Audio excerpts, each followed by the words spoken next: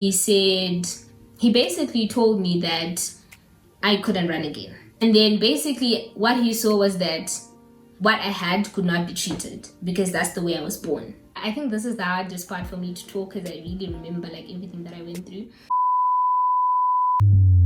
Okay. Waka bega, waka da, yeah. Trust me, nobody can take your place. You're ranking straight from God that's created to. Hi guys, welcome back to my YouTube channel. If you're new here, my name is Yemurai Choto. Keep up with the vibes, guys. You know what? I think I'm like getting used to this now because everyone be like Yemurai Choto. Keep up with the vibes. Before we get into today's video, I just like to give it's not even a disclaimer, but then I'll just like to say the purpose of this video is not to make you guys feel sorry for me or to make you guys look at me differently. That's not why I'm doing this video. I'm simply doing this so that I can share with you guys my journey, where I've come from, what I've experienced, what I've learned, and what I've had to change in my life for me to get used to this. I hope you guys enjoyed the video. Clearly it's different kind of vibes. What's wrong with me? I have something. Okay, before I recorded this video, I told myself that you're not going to cry. Literally, I was like, you're not going to cry, right? So if I start tearing up or whatever, I'm literally going to leave. But anyways, I'm not joking. So I have something that is called, I don't like calling it a condition. I have something that is called trochlear dysplasia, right? So you have your leg, right? This is my left knee, by the way, that's like going through all this. And then you have your calf, right? So there you have your tibia and your fibula. Am I correct?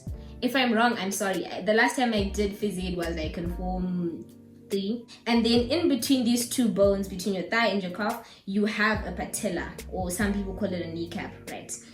So this kneecap sits on what is called, I actually don't know what it's called, but then basically the kneecap is shaped in a way that it fits perfectly into whatever it's going to sit on. So that place is, I think it's called the trochlea, if I'm not mistaken. It's called the trochlea, right? Or is it the shape that's called the trochlea? I'm not really sure, guys. I'm not really a med student or whatever. So what happens is that with my condition, the trochlea is not shaped in a way that the patella fits perfectly. At the end of the day, it's supposed to have a shape that will make the kneecap fit perfectly, right? It's kind of like if you did bio, hey, that was like in Form 4.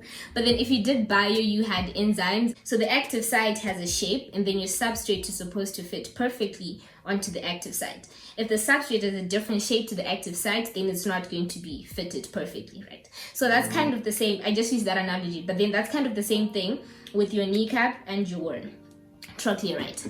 So I'm talking too fast. So I was born with this, that's the way I was born. So when that happens, that puts stress on the cartilage that is around your knee, right? And then it stresses it out, and then sometimes it wears away. So backstory, what actually happened to me, like what injuries did I have and stuff like that. I have a timeline, guys. I wrote down a timeline because it's a whole bunch of stuff that I've gone through, but I'm alive. Okay, so Form 1, I was 13. Form 1 is when you just start high school. So it was the day before our inter-house athletics, and I'd never done long jump before. So I was like, you know what, Yemu, this is high school, let's try it out, right? As I landed, I dislocated my knee. A dislocation is basically when your kneecap moves. Long story short, that's basically what a dislocation is. Obviously, I couldn't do my events anymore. I remember waking up during the night because I was in so much pain. Guys, by the way, the dislocation, okay, you guys will find out later, but then if you're wondering whether my knee was now in place or not, it dislocated, then it went back into place. Maybe it actually didn't dislocate, but then it popped out of place. The kneecap popped out of place and then it went back. So now my knee looked fine, but then obviously it was swollen. It had a bit of bruising, but that wasn't too bad. I then went home, went to the doctor. This was the first doctor, guys, and then the doctor said, you know what, you just fell, you just twisted something, you're fine, you'll be fine, right? Just gave me some ice, strapped it up, told me to go home, basically told me to suck it up. Okay, so now I go back to school. Obviously I'm on crutches. I don't even know how they were used, but then I didn't go for physio that first time. This was in 2015, right? Let's jump into 2016. I I was now in Form 2. Guys, I started running when I was in grade 2, if I'm not mistaken. Yeah, I was 7. So yeah, when I then got to high school, I was like, you know what, Yemu, just try ball games. Like, maybe you actually be good at them, right? We're playing hockey in Form 2. And then, sorry guys, I'm just telling you guys the injuries that I went through, just so that like it's a run through, right? So then we're in Form 2, we're playing hockey. And then now, it was a short corner to my school, which I'm not going to mention. Yeah, it was a short corner. And basically what happens in a short corner is that there's a first rush. So the first rush is the first person who goes out to get the ball from the people who are trying to score. The whistle blows, the umpire blows the whistle. I start running, right? I get the ball. I'm getting it out of the D. Everything is fine. A whole bunch of girls, guys, they literally came towards me and they were all running. I think there was about like 4 of them. And then the next thing, I was on the floor. And guys, I felt the most excruciating pain I've ever felt in my life. To this day, that was the worst pain ever. Now I'm on the floor, I'm crying. The first aid girls, they run onto the turf. They're like, are you okay? And I'm like, no, I don't even know what's happening. And the first thought that came to my mind was that I felt a similar pain. It wasn't even the same. A similar pain when I was in Form 1. So this is probably the same routine. Like, this is probably the same thing that I'm going through again. We go to the doctor, right? So now we went to a different doctor, because clearly this man had told me that I was okay when I had like popped out my kneecap, dislocated it, whatever I had done, right? So we went to a different doctor. And then I got MRI scans. Guys, by the way, I have all the MRI scans I got. Actually, no. I think I got about 5, 6 in total. This is only like 3 of them, the MRI scans that I used to get back in the day. So yeah, we got an MRI scan, blah, blah, blah, blah. I had torn a ligament, right? So a ligament is basically, how do I describe it?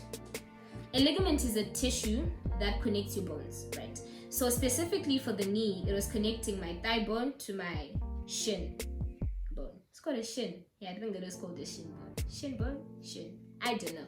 The fibula, right? The femur to the fibula. That's much better. So yeah, that's the ligament that I had torn. And guys, it was so painful. I remember even like being in the MRI scan thing where you like, it's basically those big machines and then you like lie down like in the middle and then it goes brrrr. Guys, it makes so much noise. It's so unpleasant. It's so uncomfortable.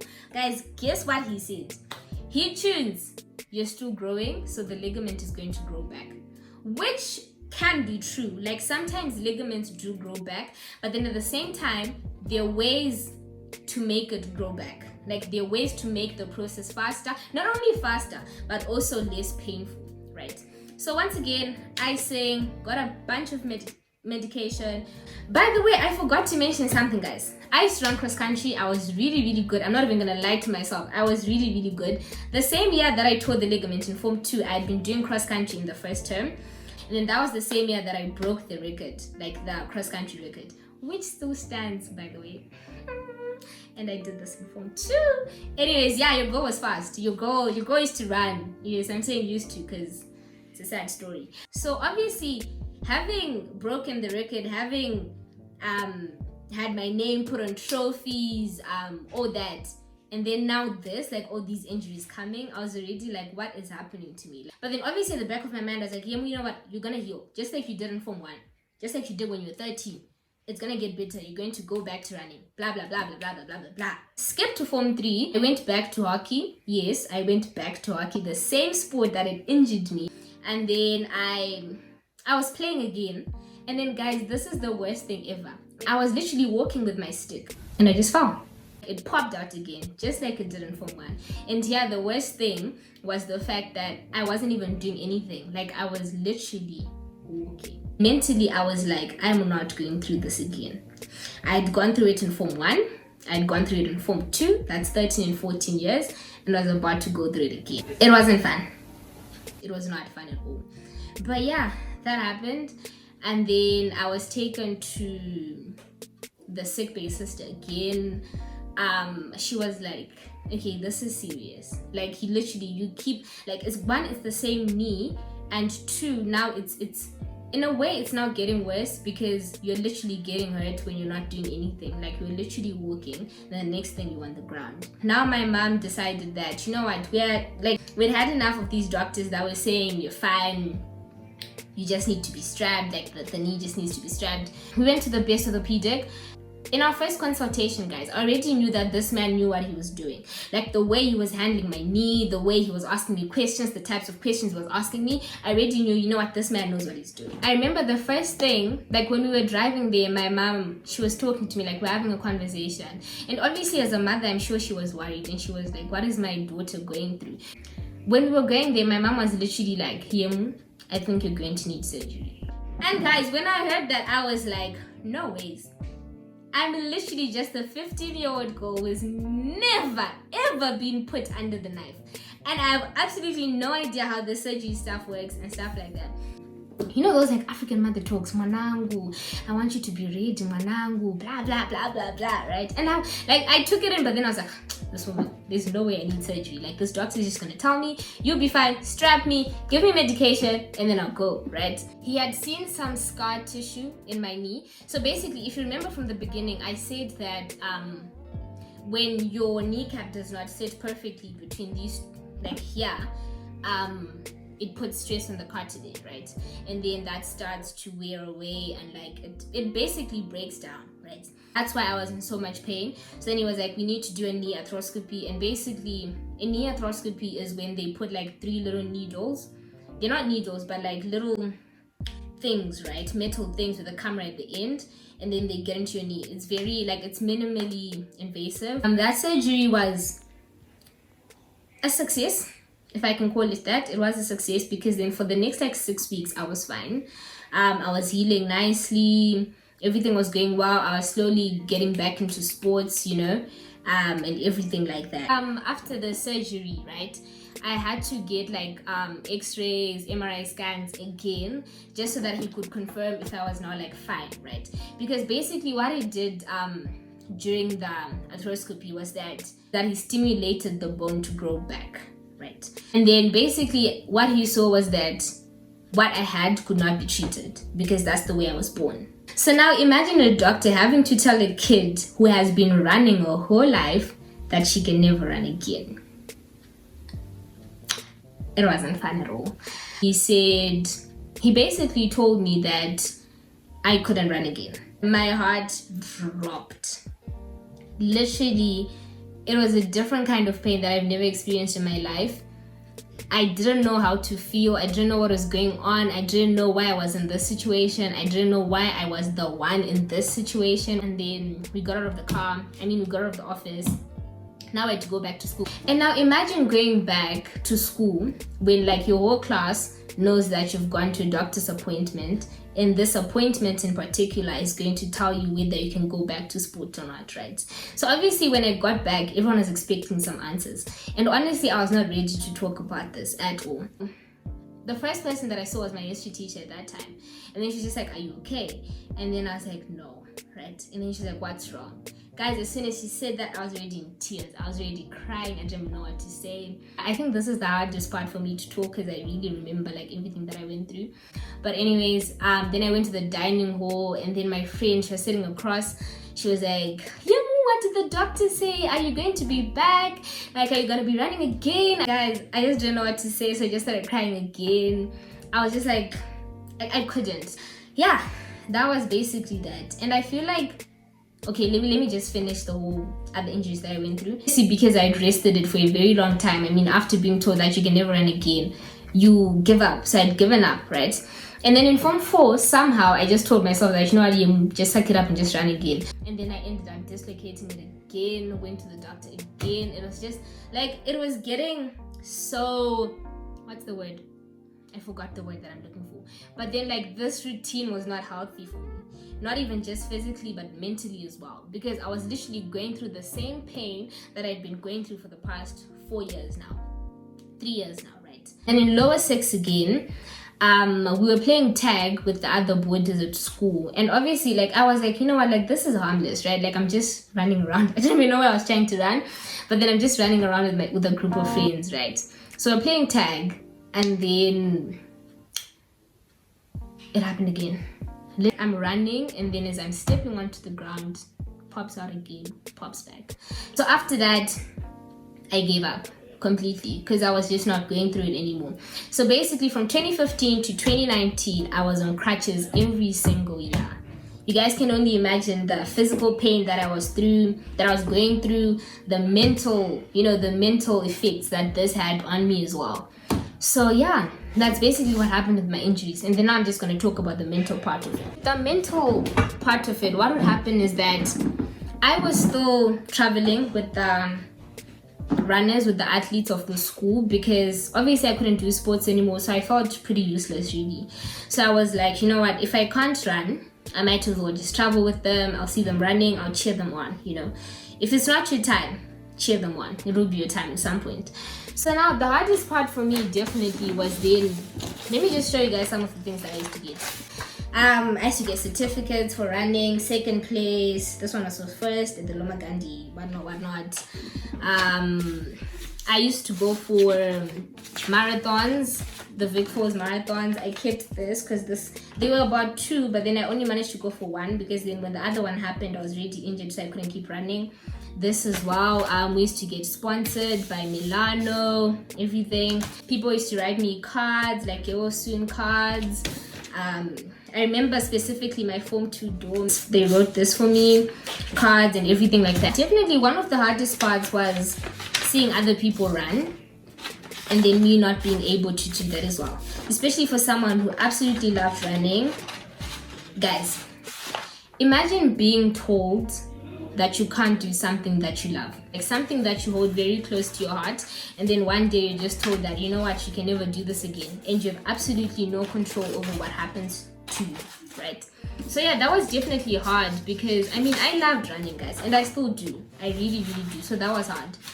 People who used to approach me, like when I used to say, so as I was still going to the events with the other athletes and stuff, the people that I used to run with would be like, yeah, why are you not running?